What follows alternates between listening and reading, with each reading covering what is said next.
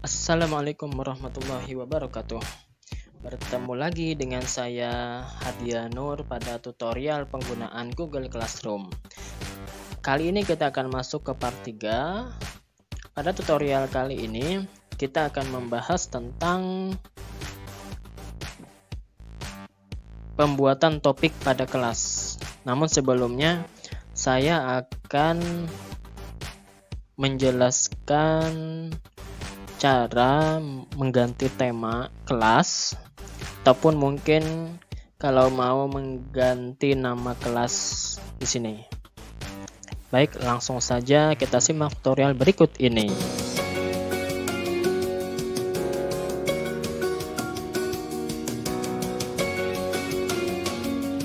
Cara untuk merubah tema kelas ini hanya dapat dilakukan oleh guru. Catat ya, oleh guru.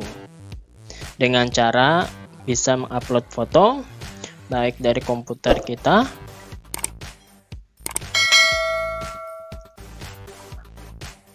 ataupun dengan memilih tema yang telah disediakan oleh Google. Nah, ini ada banyak temanya. Kita pilih saja yang mana yang kita mau. Saya akan memilih yang ini. Dan saya pilih gambar ini. Kemudian saya klik pilih tema kelas. Nah, maka tema akan berubah secara otomatis seperti ini. Kemudian kalau mau mengganti nama kelas, saya klik logo ini, settingnya. Kemudian saya klik, misalnya saya mau menambahkan tulisan kelas 9A. Kemudian saya klik simpan. Maka tampilan akan berubah menjadi kelas 9A. Lalu untuk akun murid, nah juga akun otomatis berubah seperti ini ya. Kelas 9A dan logonya juga sudah berubah. Oke. Nah, sekarang saya akan menjelaskan tentang pembuatan topik kelas. Caranya adalah kita masuk ke sini, tugas kelas. Kemudian kita klik buat. Pilih paling bawah topik. Topik ini kita buat fungsinya sebagai pengklasifikasian konten kelas.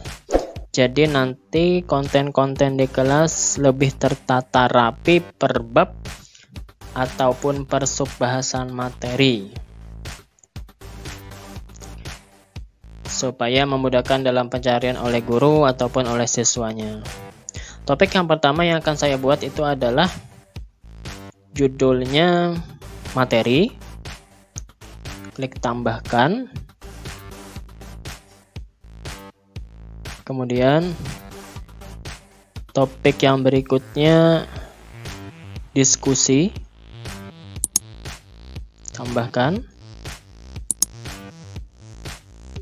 Kemudian tambahkan lagi topik berikutnya penugasan.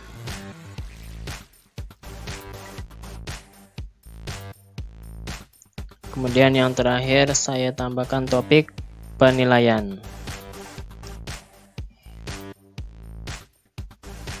Nah, ada 4 topik yang sudah saya buat. Materi berisi tentang materi-materi. Kemudian diskusi, kita bisa melakukan forum diskusi. Kemudian penugasan, kita bisa memberikan tugas berupa soal-soal yang akan mereka kerjakan nantinya. Penugasan ini lebih bersifat ke esai ya. Kemudian penilaian, nah ini bisa dimanfaatkan untuk ulangan harian ataupun ulangan semester, karena ini bisa berbentuk pilihan ganda, bisa menggunakan Google Formulir atau Quizzes ya, seperti itu. Nah, kemudian kita bisa menyusunnya. Misalnya materi kita taruh ke paling atas.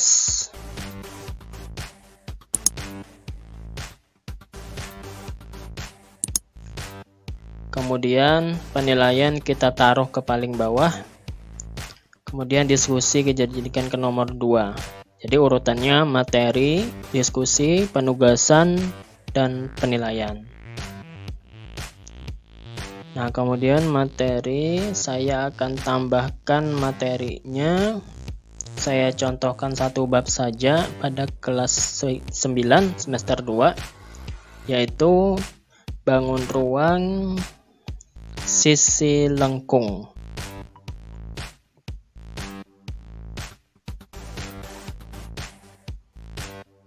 Nah, sorry, kita tambahkan topik saja.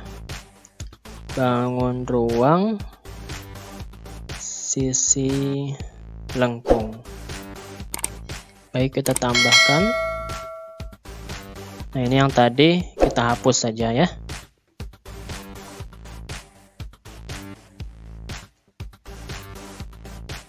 Nah, kemudian bangun ruang sisi lengkung kita taruh ke bawah materi. Kemudian saya klik lagi, tambahkan materi. Materinya yang pertama unsur-unsur bangun ruang sisi lengkung. Misalnya, kita klik posting.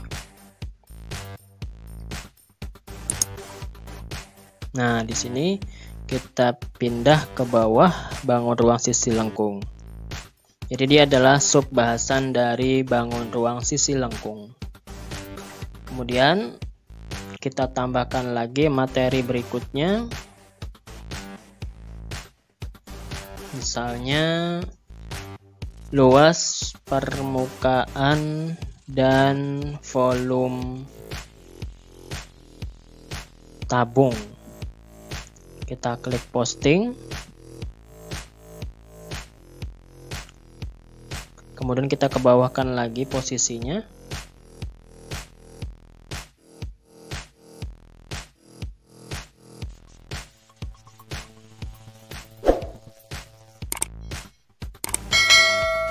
Kemudian kita tambahkan lagi materi berikutnya.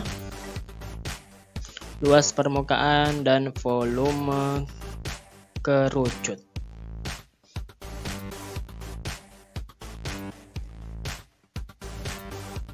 Kemudian saya tambahkan lagi luas permukaan dan volume bola.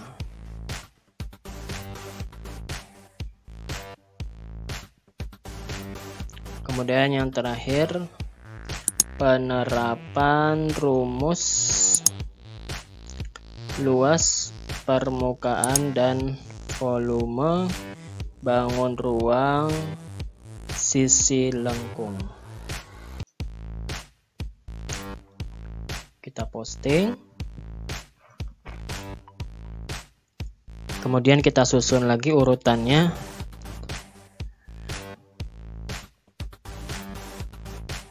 Nah, seperti ini.